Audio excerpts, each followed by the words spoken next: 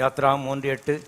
அவர்களை எகிப்தின் கைக்கு விடுதலையாக்கவும் அவர்களை அந்த தேசத்திலிருந்து நீக்கி கானானியரும் ஏத்தியரும் ஏமோரியரும் பெர்சியரும் ஏவியரும் எபூசியரும் இருக்கிற இடமாகிய பாலும் தேனும் ஓடுகிற நலம் விசாலமான தேசத்திலே கொண்டு போய் சேர்க்க நான் இறங்கினேன். இங்கே பல 100 ஆண்டுகள் அடிமைத்தனத்திலிருந்த மக்களை கர்த்தர் விடுதலையாக்கி அவர்களுக்கு ஒரு நல்ல வாழ்வை கொடுத்ததை நாம் இங்கே பார்க்கிறோம். இந்த காலவெளியில் கிறிஸ்துவை ஏற்றுக்கொள்ளாதவர்கள் இயேசுவே நீர் ஆண்டவர் என்று உள்ளத்துக்குள்ளே வாரும் என்று அவருக்கு ஒரு அழைப்பு கொடுங்கள். இயேசுவை ஏற்றுக்கொண்டவர்களுக்கு இங்கே கர்த்தர் சொல்லும் பொழுது கிறிஸ்தவ ஜீவியம் பாலும் தேனும் ஓடுகிற நலம் விசாலமான தேசம் என்று சொல்லுகிறதை பார்க்கிறோம்.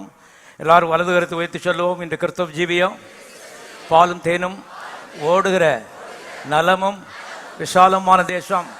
இன்னொரு முறை சொல்லுவோம். இந்த கிறிஸ்தவ ஜீவியம் பாலும் தேனும் ஓடுகிற நலமும் விசாலமான தேசம்.